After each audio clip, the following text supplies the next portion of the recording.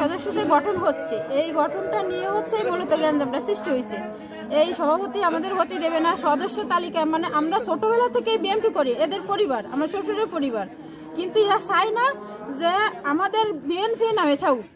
এমনভাবে আমাদের উপরে অত্যাচার করার জন্য দীর্ঘদিন ধরে একেবারে আপনার মনে হয় আরও 10-12 দিন ধরে আমাদের উপরে হামলা করেছে, কিন্তু আমরা ঘর থেকে বেরোইনি, রাস্তায় তেমন যাইনি, তাই আমাদের মারতে পারিনি।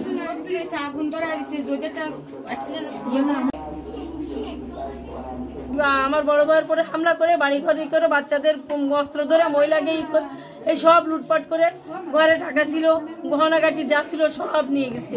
4টের দিকে সে বাড়ি হামলা করেছে, ডিজেল দিয়ে ঘর বাড়ি সব ধরাই দিছে।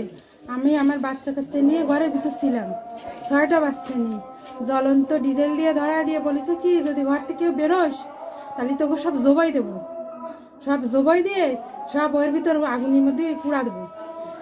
ছিল হলো মাসুম মোল্লা, মাহমুদ মোল্লা, মাহমুদ মোল্লা, মামুন মোল্লা, তারপরে হলো গিয়ে আপনার মুস্তাফিজ, কামরান, সালাম সাহেবের ভাই কামরান, পুরামারার বাড়ি। কিন্তু আপনার কাছে আমার একটাই রিকোয়েস্ট, আমাদের এইটা ডক্টর ইউনূসের কাছে পৌঁছে দেবেন। তারা এক সরসার খেয়ে দিয়ে দেশে আর কোন সরসার আনিচ্ছে, সাধারণ মানুষজন নিরিবিলি থাকতে পারতেছে না। এই নাকি তাদের দেশের ভালো কথা আসছে।